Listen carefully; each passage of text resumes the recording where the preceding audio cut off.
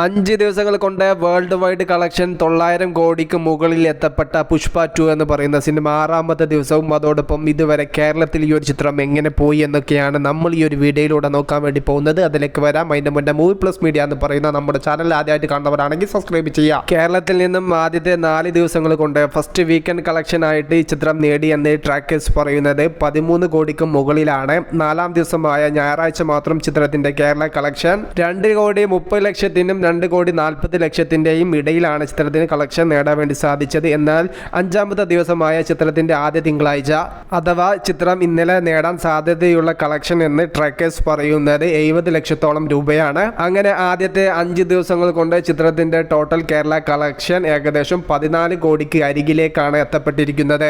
ആദ്യ ദിവസം കേരളത്തിൽ നിന്നും മാത്രം 6,35,00,000 രൂപ നേടിയ ചിത്രത്തിന് 5ാമത്തെ ദിവസം 1 CR പോലും ടച്ച് ചെയ്യാൻ സാധിച്ചിട്ടില്ല. 6ാം ദിവസമായ ഇന്ന് തിങ്കളാഴ്ചയിലെ ബുക്കിങ്ങും കാര്യങ്ങളെല്ലാം എടുത്തു നോക്കുന്ന സമയത്ത് ഇന്നലെ ചിത്രം കേരളത്തിൽ നിന്നും നേടിയ 70 ലക്ഷത്തിലേക്ക് ഇന്ന് ചൊവ്വാഴ്ച 6ാമത്തെ ദിവസം എത്തപ്പെടില്ല എന്ന് തന്നെയാണ് ചിത്രം വ്യക്തമാവുന്നത്. വേൾഡ് വൈഡ് കളക്ഷനിൽ മികച്ച രീതിയിൽ മുന്നോട്ട് പോകുന്ന ചിത്രത്തിന് കേരളത്തിൽ എന്ത് പറ്റി എന്ന് ചോദിച്ചാൽ കേരളത്തിലെ പ്രേക്ഷകർ കണ്ടുമടുത്ത സിനിമകൾ, ലോജിക് ഇല്ലാത്ത സിനിമകൾ വീണ്ടും തിയേറ്ററിൽ പോയി കാണാൻ താല്പര്യമില്ലാത്ത പ്രേക്ഷകരാണ്. അവർ കുറച്ചുകൂടെ സെലക്റ്റീവ് ആണ് എന്ന് വേണം പറയാൻ. എന്തായാലും വരും ദിവസങ്ങളിൽ കേരളത്തിലും വലിയ രീതിയിൽ കത്തിപ്പടരാൻ പുഷ്പ 2 എന്ന് പറയുന്ന ചിത്രത്തിന് സാധിക്കട്ടെ. Okay, by.